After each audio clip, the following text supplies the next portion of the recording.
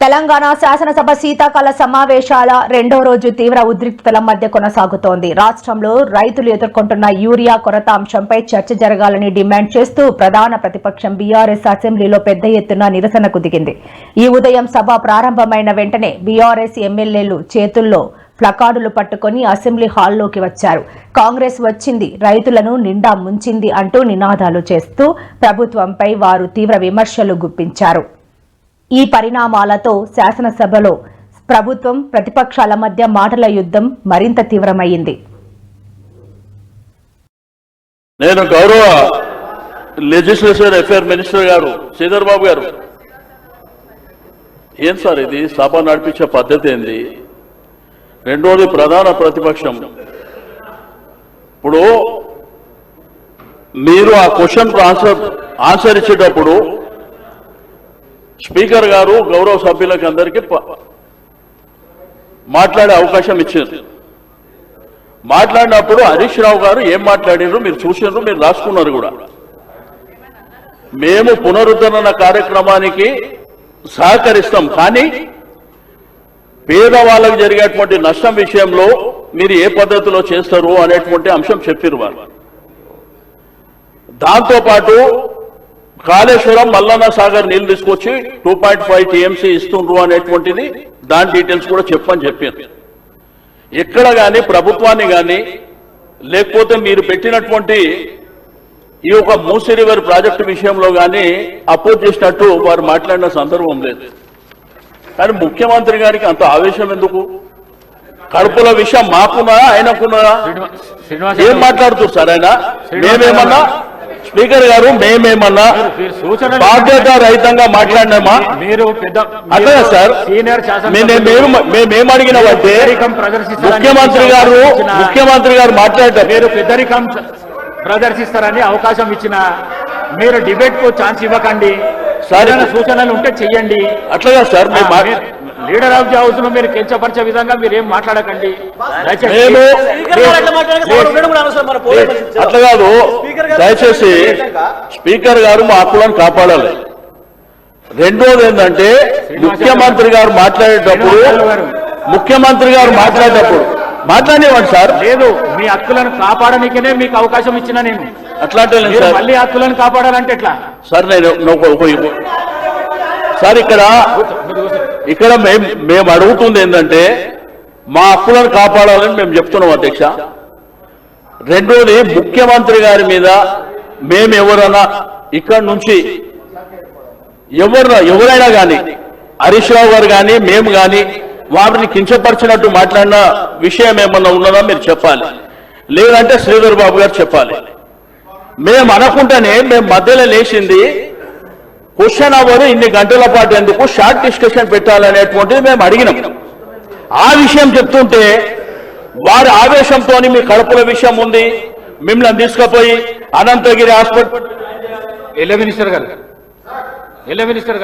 కానీ రేవంత్ రెడ్డి గారు ఎంతసేపు ఎదుటి వాళ్ళ మీద బాడీ షేమింగ్, నువ్వు పొడుగెక్కున్నావు, నువ్వు అద్దాలు పెట్టుకున్నావు, ఏంది చిల్లర మాటలు? నువ్వు ముఖ్యమంత్రివా ఏమన్నా స్ట్రీట్ రౌడీవా? స్ట్రీట్ రౌడీలు కూడా నీకంటే మంచిగా మాట్లాడతారు. నువ్వు కేసీఆర్ గారి మీద పదే పదే చావు భాష కోరుకుంటావా? తెలంగాణ తెచ్చిన నాయకుడు, ప్రధాన ప్రతిపక్ష నాయకుడు, 10 ఏళ్లు ముఖ్యమంత్రిగా చేసిన కేసీఆర్ గారిని పట్టుకొని అడ్డగోలు మాటలు మాట్లాడతావు. నువ్వు ఒక తెలంగాణ ద్రోహివి, నువ్వు ఒక నీళ్ల ద్రోహివి.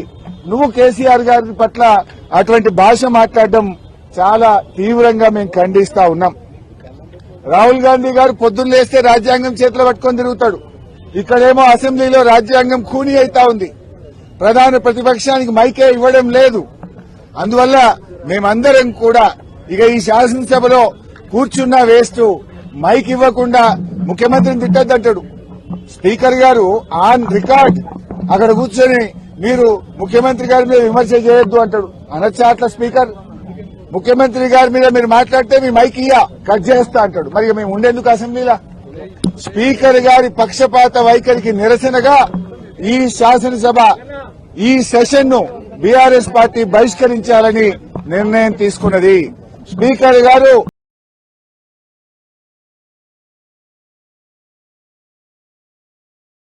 కానీ రేవంత్ రెడ్డి గారు గాంధీ భవన్ లో నా ఇష్యూ అదే పద్ధతిలో శాసనసభ ప్రస్తే ఉండదు అక్కడ.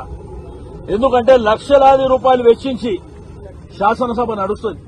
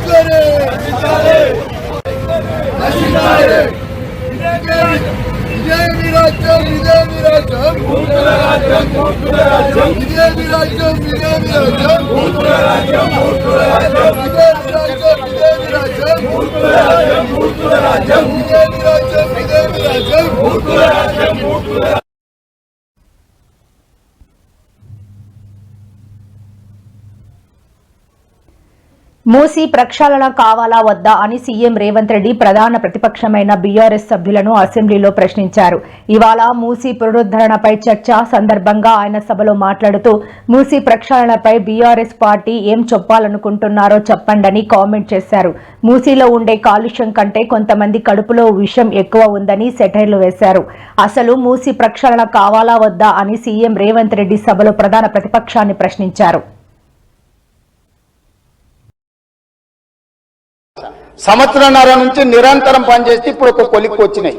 ఇంకొక సంవత్సరం పడుతుంది మొత్తం డీటెయిల్ ప్రాజెక్టు రిపోర్ట్ తయారు కావడానికి. 5 సంవత్సరాల కోసం కన్సల్టెంట్ కంపెనీని పెట్టుకున్నాం అధ్యక్ష. 5 సంవత్సరాలు ప్రాజెక్టు డిజైన్లు ఇవ్వడమే కాకుండా అంచనాలు వేయడమే కాకుండా నిర్మాణంలో కూడా వాళ్ళ సహకారం ఉండాలని చెప్పి ఈరోజు అంతర్జాతీయ స్థాయి కంపెనీలను తీసుకొచ్చి మనం పెట్టుకున్నాం అధ్యక్ష. అందుకే ఈరోజు మూసీ నది పరివాహక ప్రాంతాన్ని నైట్ ఎకానమీగా మారుస్తా అని చెప్పిన అధ్యక్ష. పట్టణం అంతా రాత్రి 9 గంటలకు నిద్రపోతే రాత్రి 9 గంటల నుంచి ఉదయం 6 గంటల వరకు మూసీ నది పరివాహక ప్రాంతంలో నైట్ ఎకానమీని రివైవ్ చేసి అక్కడ హోటల్స్, ఆఫీసులు, అదే విధంగా ఫుడ్ కోర్ట్స్, కల్చరల్ యాక్టివిటీస్ వీటన్నిటిని కూడా ప్రపంచ స్థాయి నగరంగా మార్చడానికి నైట్ ఎకానమీని ఓపెన్ చేయబోతున్నామని చెప్పినాం అధ్యక్ష. ఆ ప్రాంతంలో ఉన్న ప్రతి వాళ్లకు, నష్టపోయే వాళ్లకు అత్యధికంగా నష్టపరిహారం ఇచ్చి బ్రహ్మాండమైన కాలనీలు కట్టించిస్తాం అధ్యక్ష. ఈ రోజు వాళ్ళు ఏ పరిస్థితి లేనోళ్ళు, ఏ దిక్కు లేనోళ్ళు, సర్వం కష్టాలలో మునిగేటోడే మూసీ పక్కన పోయి ఇల్లు కట్టుకుంటాడు అధ్యక్ష. మూసీలో ఉండే దోమలు కానీ, కంపు కానీ, అక్కడ ఉన్న వాతావరణం కానీ, శవాలు కొట్టుకొస్తుంటే ఎవరైనా అక్కడ ఉండాలనుకుంటారు అధ్యక్ష. ఏ పేదోడైనా మీరు చెప్పండి అధ్యక్ష. ముందుగా అసలు ఈ మూసీ మోడర్నైజేషన్ ప్రాజెక్టుకు ఎంత ఖర్చు అవుతుంది? ఒకసారి ముఖ్యమంత్రి గారు 1,00,000 కోట్లు ఖర్చు పెడుతున్నామన్నారు, ఒకసారి 1,50,000 కోట్లు ఖర్చు పెడతామని డిఫరెంట్ టైమ్స్ లో డిఫరెంట్ స్టేట్మెంట్స్ వచ్చాయి. అసలు ఈ మూసీ ప్రాజెక్టు సుందరీకరణ మీద రాష్ట్ర ప్రభుత్వం ఎంత ఖర్చు పెట్టాలనుకుంటుంది?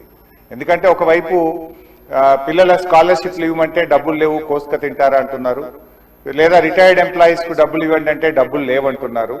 మూసీ సుందరీకరణ మీద 1,00,000 కోట్ల 1,50,000 కోట్ల ఎంత ఖర్చు పెడతామనుకుంటుంది ప్రభుత్వం? సూటిగా సమాధానం చెప్పండి.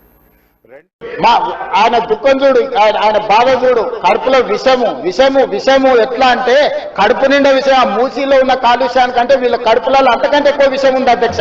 విషం జిమ్ముతున్నారు. మీరు మూసీ కాలుష్యమే ప్రమాదం అనుకుంటున్నారు అధ్యక్ష. ఈ మనుషుల కడుపుల్లో ఉన్న విషయం మూసీ కాలుష్యానికంటే ప్రమాదకరంగా తయారైంది అధ్యక్ష. ఏం నొప్పి అధ్యక్ష? నేను ఎవరినైనా విమర్శించిన అధ్యక్ష?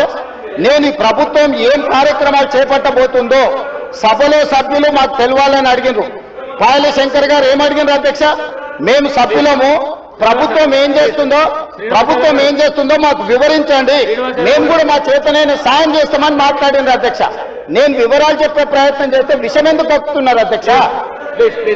ఈ రోజు కాలక్రమేణా స్వతంత్రం వచ్చింది, ప్రజాస్వామిక పాలన వచ్చింది, కానీ నిజాం చేసిన అభివృద్ధిని మొత్తం కాలగర్భంలో కలిపేసేసి కనుమ విషం, కడుపు నిండా విషం. మీరు కళ్ళు చూడండి అధ్యక్ష, అసలు వాళ్ళ కళ్ళలో చూడండి.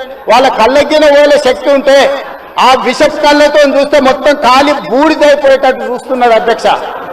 కప్పిపుచ్చుకోవడానికి అద్దాలు పెట్టుకుంటున్నారు అధ్యక్ష.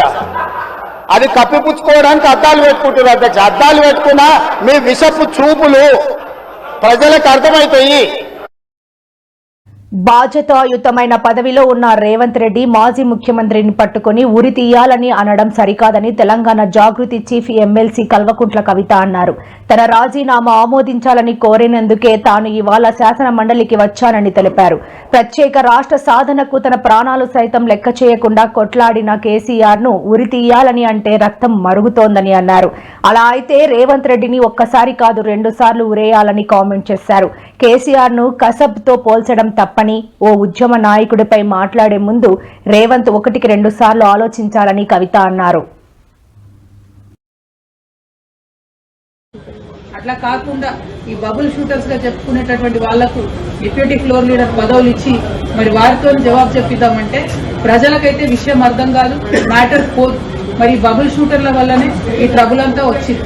ఈ బబుల్ షూటర్ల వల్లనే మొదటి ప్యాకేజ్ దెబ్బపడ్డది. ఈ బబుల్ షూటర్ వల్లనే పాలమూరు రంగారెడ్డి లాంటి ప్రాజెక్టులు చాలా పెద్ద ఎత్తున ఇబ్బంది పడ్డాయి. మళ్ళా వాళ్ళకే పెత్తనం ఇచ్చి వాళ్ళకే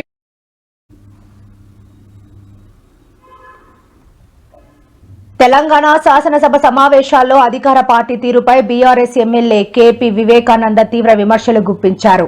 అసెంబ్లీ ఆవరణలో మీడియా పాయింట్ వద్ద ఆయన మాట్లాడుతూ ముఖ్యమంత్రి రేవంత్ రెడ్డిపై పలు ఆరోపణలు గుప్పించారు. రేవంత్ రెడ్డి నీకెందుకు అంత భయం అంటూ ప్రశ్నించిన కేపీ వివేకానంద తమ పార్టీ సభ్యులు అసెంబ్లీలో ఏదైనా అంశంపై మాట్లాడుతుండగానే మైకులు కట్ చేస్తున్నారని ఆరోపించారు. అలాగే బీఆర్ఎస్ సభ్యులు మాట్లాడే సమయంలో కెమెరాలను స్పీకర్ వైపుకు తిప్పి ప్రతిపక్ష గొంతును బయటకు వినిపించకుండా చేస్తున్నారని తెలిపారు. నీళ్లకు సంబంధించి పక్క రాష్ట్రంతో మనకున్న సమస్యలు అవి నెరవేర్చాలంటే ఎవరిది మీకు అడ్వైజర్ ఉండాలి? తెలంగాణ సోయున్నోడు, తెలంగాణ నీళ్లు తెలిసినోడు, తెలంగాణ పట్ల ప్రేమున్నోడు, తెలంగాణ పట్ల ఆప్యాయత ఉన్నోడు, తెలంగాణ ప్రజల పట్ల నిజాయితీగా పనిచేసేటోడు మీకు అడ్వైజర్ ఉండాలి. ఎవరు మీకు అడ్వైజర్? మరి ఇప్పుడు ఆంధ్రప్రదేశ్ రాష్ట్రంలో మన మీద పాలమూరు రంగారెడ్డి ఆపమని 100ల కొద్ది కేసులు వేసిన హరినాథ్ దాస్ గారు మీకు ఇప్పుడు అడ్వైజర్. ఆయన ఇచ్చే అడ్వైజ్ ఏంది? మీకు జూరాలలో లిఫ్ట్ చేయాలని. జూరాలలో నీళ్ళు లేవని మీకు తెలుసు, మొత్తం అందరికీ తెలుసు, అక్కడ ఉన్న రైతులకు కూడా తెలుసు. లిఫ్ట్ చేయాలని ఆయన చెప్తే మీరు ఆయన మాట పట్టుకొని కూర్చుంటా ఉన్నారు. దయచేసి ఫస్ట్ మీకు చెప్పేది ఒక రిక్వెస్ట్, మంచి అడ్వైజర్ని పెట్టుకోండి. తెలంగాణ సోయి, తెలంగాణ నీళ్ల పట్ల అవగాహన ఉన్న చాలా మంది ఇంజనీర్లు ఉన్నారు. దయచేసి ఫస్ట్ ఒక ఆంధ్ర అడ్వైజర్ని తీసేసి ఎవరైతే ఇదే పాలమూరు రంగారెడ్డి మీద 100ల కేసులు వేసినాడు ఆ రోజు ఆపమని 2014 నుంచి 19 వరకు చంద్రబాబు నాయుడు గారి పవర్లో ఉన్నప్పుడు ఈ ఆదిత్యనాథ్ గారు అక్కడ ఇరిగేషన్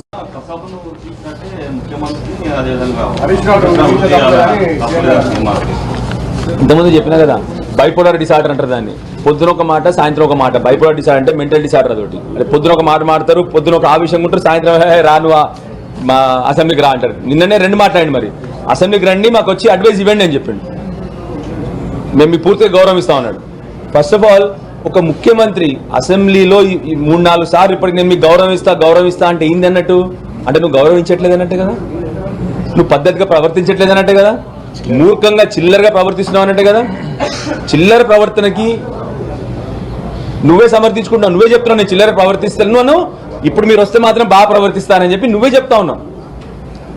ఆయన మాటలకు ప్రజలు కసబ్లాగా ఎవరిని వృద్ధిస్తారో టైం విల్ టెల్. 100కు 100% ప్రజల్ని న్యూస్ పేపర్ల మీడియాలో హెడ్లైన్స్తోని ప్రజల్ని మోసం చేసుకుని రోజు, కానీ ప్రజల అనుభవంలోకి వచ్చిన తర్వాత ఎవరు కసబ్లాగా వృద్ధిస్తారో తప్పకుండా ప్రజలు నిర్ణయిస్తారు. 100కు 100% జరగబోతోంది. తెలంగాణ జాగృతి అధ్యక్షురాలు కవిత వ్యాఖ్యలపై మంత్రి కోమటిరెడ్డి వెంకటరెడ్డి కౌంటర్ ఇచ్చారు. రేవంత్ రెడ్డిపై కవిత వ్యాఖ్యలను మంత్రి ఖండించారు. ఇవాళ అసెంబ్లీ లాబీల్లో మీడియాతో మంత్రి వెంకటరెడ్డి చిట్ చాట్ నిర్వహించారు. ఈ సందర్భంగా మంత్రి మాట్లాడుతూ కేసీఆర్ వదిలిన బాణం కవిత అని విమర్శించారు. కవిత కన్ఫ్యూజన్ లో ఉండి జనాల్ని కన్ఫ్యూజ్ చేస్తోందన్నారు. కేసీఆర్ కవితను పార్టీ నుంచి సస్పెండ్ చేస్తే ఊరూరా తిరుగుతోందని, కవిత టీఆర్ఎస్ లో ఉందా, బయట ఉందా, ఏ పార్టీలో ఉంది, స్పష్టం చేయాలని ప్రశ్నించారు. ఆంధ్రప్రదేశ్ రాష్ట్ర మాజీ ముఖ్యమంత్రి వైఎస్ జగన్మోహన్ రెడ్డికి విపరీతమైన ఫ్యాన్ ఫాలోయింగ్ ఉన్న సంగతి తెలిసిందే. 2 తెలుగు రాష్ట్రాల్లోనే కాకుండా ప్రపంచవ్యాప్తంగా జగన్ అంటే పడి చచ్చిపోతారు. టాలీవుడ్ హీరోకు కంటే ఎక్కువ క్రేజ్ జగన్ కు కూడా ఉంటుంది. మొన్నటి అసెంబ్లీ ఎన్నికల్లో 11 స్థానాలకు జగన్మోహన్ రెడ్డి పార్టీ పరిమితమైనప్పటికీ కూడా ఆయన అంటే ఫాలోయింగ్ ఏమాత్రం తగ్గలేదు. అయితే తాజాగా జగన్మోహన్ రెడ్డి తరహా నమూనాను ఓ వ్యక్తి తయారు చేశాడు. ఆకులతో వైఎస్ జగన్మోహన్ రెడ్డి బొమ్మ తయారు చేశాడు. ఈ బొమ్మ అచ్చం జగన్మోహన్ రెడ్డిని దింపినట్లే ఉంది.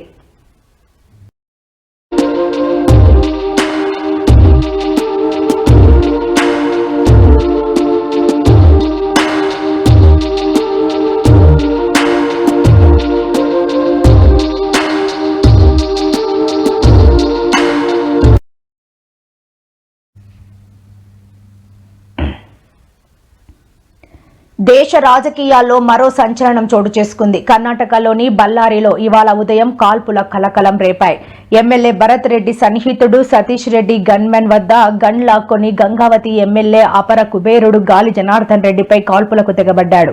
మొత్తం 8 రౌండ్ల పాటు కాల్పులు జరపగా జనార్దన్ రెడ్డి త్రుటిలో తప్పించుకున్నారు. ఇరు వర్గాల పరస్పర కాల్పుల్లో ఒకరు మృతి చెందగా ఇక కాల్పులు జరిపిన సతీష్ రెడ్డికి కూడా గాయాలయ్యాయి. దీంతో అతడిని చికిత్స నిమిత్తం హుటాహుటిన సమీప ಆಸ್ಪತ್ರೆಗೆ ತರಲಿಂಚಾರು. ಅಲ್ಲಿ ಕಾಂಗ್ರೆಸ್ ಕಾರ್ಯಕರ್ತನ ತೀರ್ಕೊಂಡಿರೋದ್ರಿಂದ ಈ ಘಟನೆಗೆ ಕಾರಣರಾದವರು ಗಂಗಾವತಿ ಶಾಸಕರು ಅವ್ರ ಮೇಲೆ ಎಸ್ಟಿ ದೌರ್ಜನ್ಯ ಕೇಸ್ ಹಾಕ್ಬೇಕು, ಆಮೇಲೆ ಅವ್ರನ್ನ ಅರೆಸ್ಟ್ ಮಾಡ್ಬೇಕಂತ ಹೇಳಿ ಆಗ್ರಹ ಮಾಡಿದ್ದಾರೆ. ಏನಂತಾರೆ ಇದಕ್ಕೆ? ನೋಡಿ, ನಮ್ಮ ಮನೆ ಹತ್ರ ಬಂದು ನಮ್ಮ ಮೇಲೆ ಮನೆ ಮೇಲೇನೆ ಗಲಾಟೆ ಮಾಡಿ ನಮ್ಮನ್ನೇ ಇದು ಮಾಡಿಬಿಟ್ಟು ಇಲ್ಲೇ ಅವರೇ ಫೈರ್ ಮಾಡಿರುವಂತದ್ದು ಇಡೀ ಎಲ್ಲ ಮೀಡಿಯಾನೇ ಸಾಕ್ಷಿ. ನೀವು ಬೇರೆ ಯಾರು ಬೇಕಾಗಿಲ್ಲ. ಇದಕ್ಕೆಲ್ಲದೂ ಕೂಡ ನಾನು ಕೇರ್ ಮಾಡೋನಲ್ಲ. ನಾನು ಇವತ್ತು ಪೊಲೀಸರು ಮನಸ್ಸಾಕ್ಷಿ ಅನ್ನೋದಿದ್ರೆ ಕಾನೂನು ಕಾಪಾಡುವಂತ ದೃಷ್ಟಿಯಲ್ಲಿ ನಾರಾ ಭರತ್ ರೆಡ್ಡಿಯನ್ನ, ಅವ್ರ ತಂದೆ ನಾರಾ ಸೂರ್ಯನಾರಾಯಣ ರೆಡ್ಡಿ ಅವ್ರನ್ನ ತಕ್ಷಣ ಬಂಧನ ಮಾಡಿ ಇವತ್ತು ಕಾಂಗ್ರೆಸ್ ಸರ್ಕಾರ ಒಂದು ಆಸ್ತಿಗಳು ಮಾಡ್ಕೋಬೇಕು, ಸಂಪಾದನೆ ಮಾಡ್ಕೋಬೇಕು ಮತ್ತು ರಾಜಕೀಯ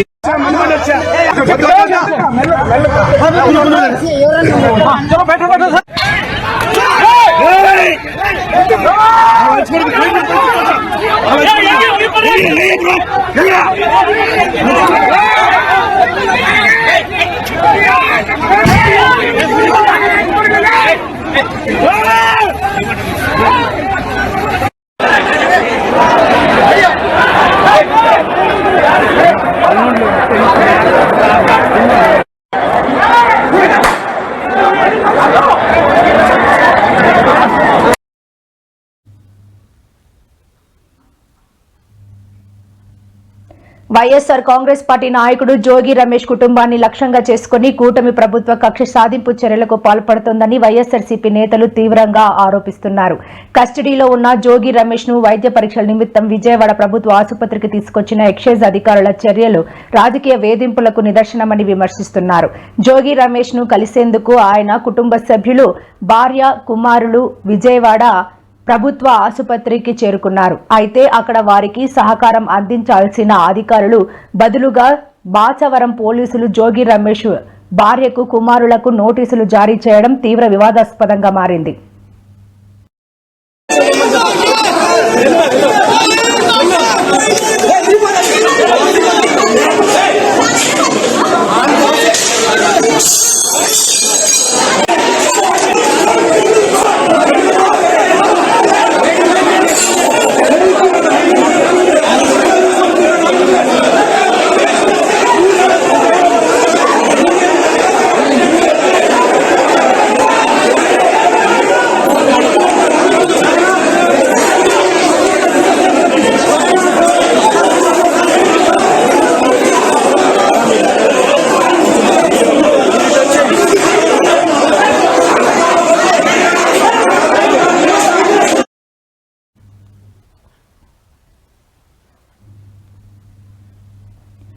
నకిలీ మద్యం కేసులో నిందితుల విచారణ కొనసాగుతోంది. కేసులో నిందితులైన మాజీ మంత్రి జోగి రమేష్ తో పాటు ఆయన సోదరుడు రామును ఎక్సైజ్ పోలీసులు 3 రోజుల పాటు కస్టడీకి తీసుకోనున్నారు. ఈ మేరకు అధికారులు వేసిన పిటిషన్ను కోర్టు అనుమతించింది. దీంతో విజయవాడ జైలు నుంచి జోగి బ్రదర్స్ ను ఎక్సైజ్ పోలీసులు విజయవాడ ఈస్ట్ ఎక్సైజ్ స్టేషన్ కు తరలించారు. ఆధారాలను సేకరించిన ఎక్సైజ్ అధికారులు గతేడాది నవంబర్లోనూ జోగి బ్రదర్స్ ను విచారించారు. మరిన్ని ఆధారాలను సేకరించేందుకు మరోమారు వారిని కస్టడీలోకి తీసుకున్నారు. అప్పట్లో జోగి రమేష్ వైద్య పరీక్షలకి విజయవాడ ప్రభుత్వ ఆసుపత్రికి తీసుకొచ్చారు అతన్ని. ఆ టైంలో ఆసుపత్రి అద్దాలు ధ్వంసం చేయడంతో పాటు పోలీసుల విధులకి కూడా ఆటంకం కలిగించారని కేసు నమోదైంది. దీనిపై ఎంక్వైరీ కోసం ఇప్పుడు కుటుంబ సభ్యులకి నోటీసులు ఇచ్చారు మాచవరం పోలీసులు. మరోవైపు జోగి బ్రదర్స్ ని సిటీ అధికారులు 3 రోజుల కస్టడీకి తీసుకున్నారు. హిందూ దేవతలపై వివాదాస్పద వ్యాఖ్యలు చేసి చిక్కుల్లో పడిన యూట్యూబర్ అన్వేష్ పై పోలీసులు దర్యాప్తును వేగవంతం చేశారు. విదేశాల్లో ఉంటున్న అన్వేష్ యూజర్ ఐడి ఇతర వివరాలు అందించాలని కోరుతూ ఇన్స్టాగ్రామ్ యాజమాన్యానికి సైబర్ క్రైమ్ పోలీసులు లేఖ రాశారు. ప్రస్తుతం ఆ సంస్థ నుంచి వచ్చే సమాధానం కోసం అధికారులు ఎదురుచూస్తున్నారు. అతడిని వెంటనే భారత్ కు రప్పించి కఠిన చర్యలు తీసుకోవాలని హిందూ సంఘాల నేతలు డిమాండ్ చేస్తున్నారు. ఇన్స్టాగ్రామ్ నుంచి వివరాలు అందిన తర్వాత తదుపరి చర్యలు తీసుకోనున్నట్లు పోలీసులు తెలిపారు.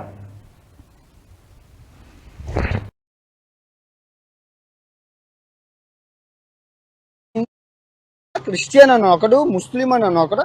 అరే వినాయకుడిని భగవద్గీతని నేను ఎన్ని సంవత్సరాలు 6 సంవత్సరాలుగా ప్రపంచ దేశాలన్నీ తిప్పుతున్నాను. మీరు చూశారు.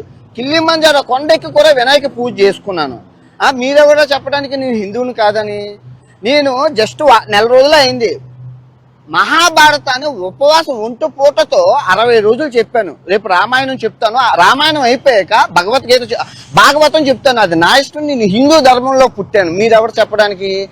భారతదేశంలో ఉన్న జ్యోతిర్లింగాలు, అష్టాదశ శక్తిపీఠాలు, చోటాచార్యం, బడాచార్యం ఇన్ని తిరిగి చూపించాను. ఏ యూట్యూబర్ చూపించారు? నేను హిందువుని కాబట్టి చూపించాను. తర్వాత 128 దేశాల్లో ఏ దేశంలో గుళ్ళున్నా అన్ని గుళ్ళు చూపించాను. ఎందుకు చూపించాను? నేను హిందువును కాబట్టి, నేను హిందూ మతంలో పుట్టాను కాబట్టి చూపించాను. నువ్వెవడో చెప్పడానికి నేను హిందువును కాదని. దానితో ఇప్పుడు యాంటీ నేషన్ గోళ. నేను అమెరికాలో ఉన్నానని చెప్పి, ఒకడు దుబాయ్లో ఉన్నానని చెప్పి ఈ పాస్పోర్ట్ ఫస్ట్ పాస్పోర్ట్ 128 దేశాలు ఈ పాస్పోర్ట్తో తిరిగాను, ఈ పాస్పోర్ట్తో తిరిగాను. ఇప్పుడు మొన్న కొత్తగా వచ్చింది ఈ పాస్పోర్ట్. మీరెవరో చెప్పడానికి నేను హిందువును కాదని, యాంటీ నేషన్ అని. నేను ఇండియా వదిలి 6 సంవత్సరాలు అవుతున్నా. నేను ట్యాక్స్ కడుతున్నాను. మేసం మెలేసి చెప్తున్నాను. ట్యాక్స్ ఎందుకు కట్టాల్సిన పనే లేదు. అయినా ట్యాక్స్ ఎందుకు కడుతున్నానంటే భారతదేశం బాగుండాలా, అభివృద్ధి సాధించాలని. ఆ ట్యాక్స్ డబ్బులతోనో, ఆ ఉచిత పథకాలతోనో మా ఫ్యామిలీ బాగుపడ్డది. ఇప్పుడు నాకు కట్టే ఛాన్స్ వచ్చింది కాబట్టి కట్టి నా రుణాన్ని తీర్చుకుంటాను. నువ్వెవరో చెప్పడానికి యాంటీ హిందూ అని చెప్పి మళ్ళీ చెప్తున్నాను. ఉల్లిపాయలకి టమాటాల కోసం ఎవడైతే ఈ వీడియోలు చేస్తున్నారో, మార్క్ మై వర్డ్స్, కర్మ ఇస్ మై బెస్ట్ ఫ్రెండ్. వచ్చి సర్వనాశనం చేసిన రోజు